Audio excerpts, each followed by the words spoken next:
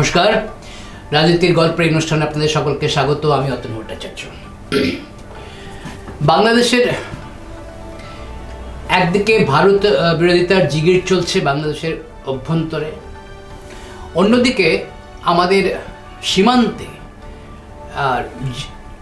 জেএমবির জঙ্গিদের sleeper sell সক্রিয় হয়ে উঠেছে এবং এই কারণে স্বরাষ্ট্রমন্ত্রক একটা comprehensive integrated system, management system শুরু করছে এই বর্ডার সীমান্ত জুড়ে। কারণ গোয়েন্দা সূত্রের খবর যে হারে জঙ্গিদের ছেড়ে দেওয়া হয়েছে বাংলাদেশের জেল থেকে, তারা হুজির সঙ্গে একত্রে মিশে তারা একটা এখানে অস্থিরতার সৃষ্টি করছে। পশ্চিমবঙ্গ দিয়ে তারা অস্থিরতার সৃষ্টি করবে, এই গোয়েন্দা সূত্রের খবর আছে। এবং এ ব্যাপারে স্বরাষ্ট্রমন্ত্রক উদ্বিগ্ন এবং স্বরাষ্ট্রমন্ত্রী অমিত শাহ তিনি নিজেই যখন বৈঠকে এই খবর বলেছেন যে ভারতের সীমান্তকে আরও সুরক্ষা দিতে একটা কম্প্রিহেন্সিভ ম্যানেজমেন্ট সিস্টেম শুরু করা হচ্ছে এবং পূর্ব সীমান্তকে সামনে রেখে। কারণ ইতিমধ্যে কিছু অবশ্য বাংলাদেশের যেসব ঘটনা ঘটছে তাতে জেএমবি অনেক দিন ধরেই সক্রিয়, কিন্তু মাঝখানে জেএমবি সক্রিয়তাটা সেভাবে চোখে পড়েনি। 5 আগস্টের এই তথাকথিত অভ্যুত্থানের পরে তাদের সক্রিয়তা চোখে পড়ার মতো। এবং বিভিন্ন দিকে যদি আমরা লক্ষ্য করি, যারা আমরা পশ্চিমবঙ্গে থাকি এবং যারা পশ্চিমবঙ্গকে জানে, তাদের সবারই একটা ধারণা জন্মে গেছে যে এখানে কিছু জেলা, সীমান্তবর্তী জেলাগুলোর ডেমোগ্রাফি বদলে গেছে। জনসংখ্যার যে হিসেব সেগুলো গড়মিল হয়ে যাচ্ছে।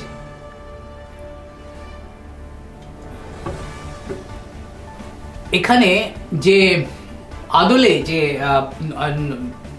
সীমান্তে যে 9টি জেলা আছে, তার মধ্যে মালদা পড়ে, মুর্শিদাবাদ পড়ে, নদিয়া পড়ে।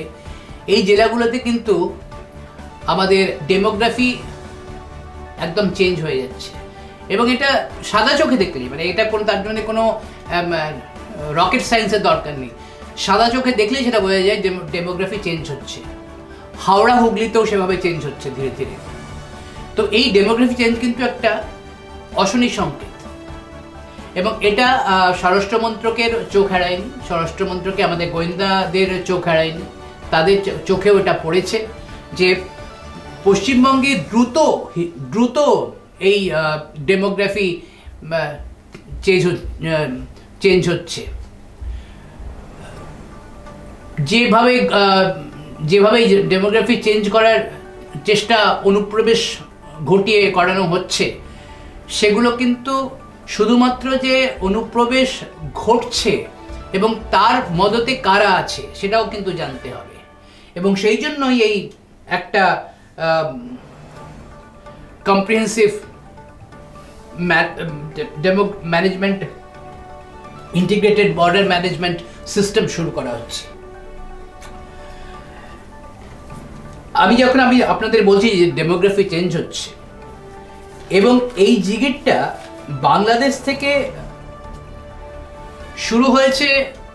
এই 5 আগস্টের পরে তো শুরু হয়েছে, তার আগে থেকেও চলছিল, কিন্তু ঠিক সেভাবে সক্রিয় ছিল না। অন্যদিকে কিছু হাস্যকর কথাবার্তা বাংলাদেশের এই মৌলবাদীরা বলতে শুরু করেছে। তারা বলছে যে তারা নাকি 4 দিনে কলকাতা দখল করে নেবে। তারা নাকি বলেছে উড়িষ্যা, বিহার, বাংলা তাদের দরকার, তারা নাকি নিয়ে নেবে। মানে এরকম হাস্যরসের কথাবার্তা বলে কিছু কমিক সিস্টেম তারা করতেই পারে, কিন্তু এর পেছনে যে একটা দুরভিসন্ধি আছে সেটা কিন্তু স্পষ্ট। এবং আমরা এখান থেকে তার রিয়াকশন দেব না, তার প্রতিক্রিয়া দেব না, এটাও অবাস্তব। মমতা বন্দ্যোপাধ্যায় নিজেই বলেছেন, যদি ওরা এরকম কথা, মানে কলকাতা দখল করার কথা বলে বা বিহার, উড়িষ্যা, বাংলা দখলের কথা বলে, তাহলে আমরা কি এখানে ললিপপ চুষব? এটা মমতা নিজেই বলে। তার মানে এটা বুঝতে হচ্ছে যে এই ধরনের যে কথাবার্তা শুরু করেছে বাংলাদেশের মৌলবাদী দল, বেশিরভাগ জামাত এবং বিএনপি আসলে কি হচ্ছে, বিএনপি খুব দ্রুত নির্বাচন চাইছে। দ্রুত নির্বাচন চাওয়ার মানে হচ্ছে যত ভারত বিরোধী তারা কথাবার্তা বলবে তারা মনে করে তারা পপুলার হবে। কিন্তু একটা ভয়েস অফ আমেরিকাতে একটা সার্ভে হয়েছে, সেই সার্ভেতে এখনও দেখা যাচ্ছে যে ভারতকে পছন্দ করে 57% অফ বাংলাদেশিরা। তাদের একটা ওই চালানো হয়েছে, সেখানে একটা সার্ভে করা হয়েছে, সেই সমীক্ষাতে এখনও 57% মানুষ ভারতকেই চায়। তো যেখানে এই ধরনের একটা ভাগাভাগি রয়েছে, সেখানে এই ধরনের কথাবার্তা, আজগুবি কিছু হাস্যকর তত্ত্বেরা দিচ্ছে। আমি যে বলছিলাম না 4 দিনের মধ্যে তারা বলেছে কলকাতা দখল করবে, সেটা কিন্তু মানে ওরা জানে যে আমাদের যেভাবে ডেমোগ্রাফি চেঞ্জ হচ্ছে, না হলে কলকাতার বুকে আপনারা ধারণা করতে পারেন কলকাতার বুকে বাংলাদেশের একজন ভিআইপি খুন হয়ে যায় সল্টলেকের মতো জায়গায়, এবং তারা বাংলাদেশের জঙ্গিরা সেই খুনটা করেছিল। তার মানে বোঝা যাচ্ছে যে আমরা কোন জায়গায় বাস করছি। মানে বকলমে এখানে কি সেরকম কিছু ঘটেছে, অলরেডি ঘটতে চলেছে। নাহলে এই বাংলাদেশি প্রাক্তন সৈনিকেরা যারা বলছে তারা নাকি 4 দিনে কলকাতা দখল করবে, তারা বলেছে, তাদের আবার বক্তব্য যে তারা আমাদের পূর্বোত্তর যে আমাদের 8টা স্টেট আছে, সেই স্টেটগুলোকে তারা আলাদা করে দিতে পারে। তাদের দুঃসাহস এটাও যারা বাংলা, বিহার, উড়িষ্যাকে আলাদা করতে পারে। এরকম দুঃসাহসের কারণটা কি? বাংলাদেশের অবশ্যই নিজস্ব সে সামরিক শক্তি নেই, সেটা সবাই জানে। আমাদের সামরিক শক্তির কাছে তারা নগণ্য, সেটা আমরাও জানি, সবাই বাংলাদেশের লোকেরাও জানে। তাহলে এই ধরনের যে হুঙ্কার বা এই ধরনের যে আস্ফালন, এই আস্ফালনটা এখনো চলছে এই বিদেশ পর্যায়ের বৈঠকের পরেও। তার মানে হচ্ছে যে বাংলাদেশ আপামর জনসাধারণ তো বাংলাদেশের এরা তো মুষ্টিমেয় কিছু মৌলবাদী, যারা এই ধরনের আস্ফালনে ভারত বিরোধিতার জিগিরটা জাগিয়ে তুলেছে। তো এই ভারত বিরোধিতার জিগির তাদের কতখানি লাভবান করবে বা কতখানি তারা ফায়দা পাবে, সেটা কিন্তু তাদের ভাবতে হবে। এদিকে আমাদের বিদেশ সচিব পর্যায়ের বৈঠক হয়েছে সম্প্রতি। সেখানে দুই দেশের মধ্যে বিভিন্ন বিষয়ে আলোচনা হয়েছে এবং হিন্দু নিপীড়ন, সংখ্যালঘু নিপীড়ন নিয়েও আলোচনা হয়েছে। সেখানে তাদের বিদেশ সচিব, পররাষ্ট্র সচিব, তিনি একটু হাস্যকর একটা মানে আজগুবি তত্ত্বর কথা বলেছেন। তিনি বলেছেন তাদের দেশে নাকি সবাই ধর্মাচরণ করতে স্বাধীন ধর্মাচরণ করে, কারুর তারা কোনো দেশের অভ্যন্তরীণ মানে এই যে নিপীড়ন চলছে, এটা হচ্ছে অভ্যন্তরীণ বিষয়। সেই এই ধরনের অভ্যন্তরীণ বিষয়ে তারা কোথাও হস্তক্ষেপ করে না, এবং অন্য দেশের কাছে তারা আগ্রহ করছে যে এই ধরনের বিষয়ে তারা কেউ যেন হস্তক্ষেপ না করে। অভ্যন্তরীণ বিষয় কিভাবে? আমাদের এখানে যখন কোনো ঘটনা ঘটিয়ে সেখানে তাদের তো অভ্যন্তরীণ বিষয় মনে হয় না। তারা সেখানে তো প্রতিনিয়ত সেখান থেকে তারা বিভিন্ন বিষয়ে নাক গলাতে শুরু করে। তো এই যে বাংলাদেশের যে আজগুবি এক তত্ত্ব, কিছু হাস্যরস ছড়ানো, মানে এর পেছনে যে উদ্দেশ্য বোঝাই যাচ্ছে, বাংলাদেশের উদ্দেশ্যটা হচ্ছে ভারতকে কিছুভাবেই হোক, ভারতকে কিছুটা বেকায়দায় ফেলা। কিন্তু ভারতের মতো একটা আয়তনের দেশকে বেকায়দায় ফেলা তাদের কাছে যে সহজ নয়, সেটা তারা খুব ভালো জানে, এবং সেটা তাদের বিলক্ষণ তারা জানে যে ভারতকে বেকায়দায় ফেলতে গেলে তারা নিজেরাই বেকায়দায় পড়বে।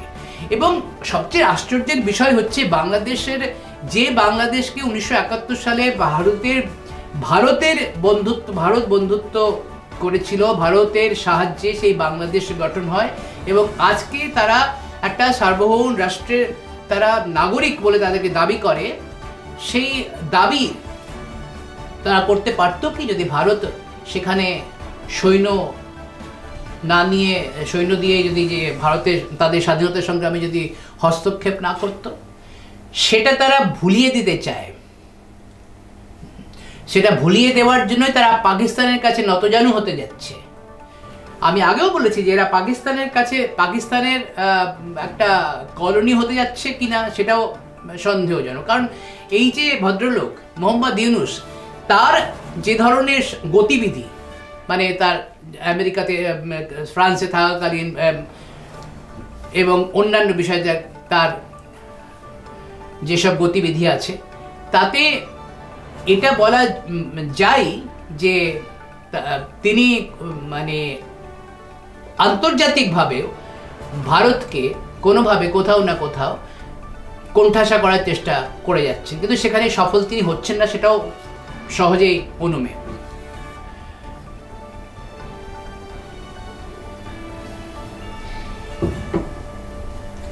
বাংলাদেশ যদি মনে করে থাকে যে ভারতকে বেকায়দায় ফেলে তারা খুব শান্তিতে থাকতে পারবে, সেটা কিন্তু তাদের কাছে সেটা অত শান্তি থাকার ব্যাপারটা খুব সহজ হবে না, এটা তারাও জানে।